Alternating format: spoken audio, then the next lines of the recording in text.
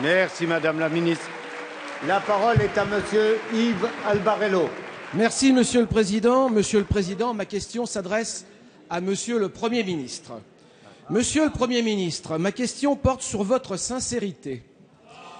Oui, nous pouvons douter de la sincérité du gouvernement lorsqu'il parle des finances de notre pays.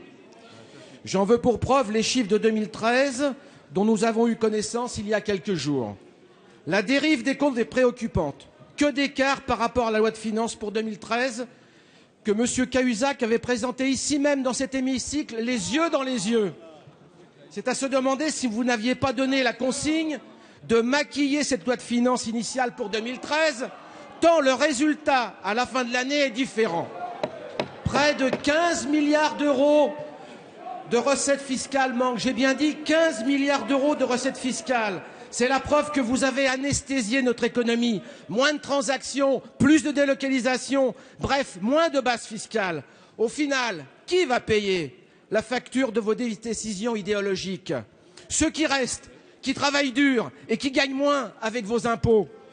Quant aux dépenses de 2013, elles sont supérieures à celles de 2012. Donc oui, vos dépenses dérapent aussi. Tout cela devrait inciter Monsieur le ministre du Budget à un peu plus de modestie lorsqu'il nous répond. Ces dérapages compromettent la crédibilité de votre gouvernement et posent également une question de méthode et de gouvernance.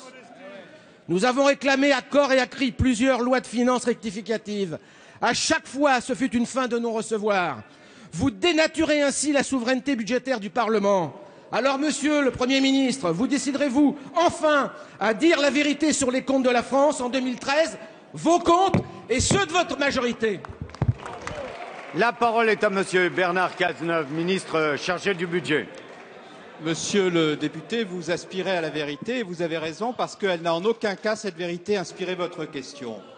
Et je voudrais, si vous m'y autorisez, puisque vous souhaitez la vérité et qu'on vous la doit, vous donner des chiffres extrêmement précis. D'abord, vous parlez de la réduction du déficit budgétaire.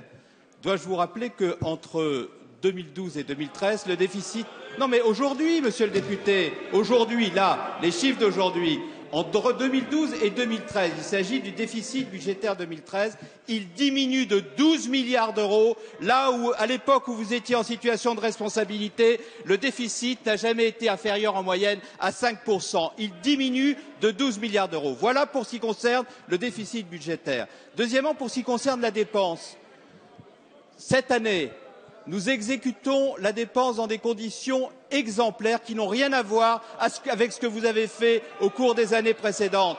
Par rapport à ce que le Parlement a voté en loi de finances initiale en 2013, c'est 3,4 milliards de sous-exécution. Et si je prends le champ zéro valeur pour l'État, c'est 130 millions. Si je prends les dépenses d'assurance maladie, l'an dernier, nous avons sous-exécuté à hauteur de 1 milliard. Cette année, nous serons au moins à 1 milliard de sous-exécution. Et la dépense publique augmentait en moyenne de 2% lorsque vous étiez en situation de responsabilité. Dans le budget que je présente cette année, c'est 0,4. Nous avons divisé par 5 le rythme d'augmentation de la dépense publique. Vous voulez la vérité? Vous l'avez pour ce qui concerne le déficit budgétaire, vous l'avez pour ce qui concerne la dépense publique. Et dois-je vous rappeler également, monsieur le député, puisque vous voulez la vérité, que les dépenses d'assurance maladie au cours des 5 dernières années ont augmenté en moyenne de 4%, là où nous sommes un peu supérieurs à 2%. Vous voulez nous faire oublier votre bilan, vous stigmatisez nos résultats sont là, ils effacent vos erreurs.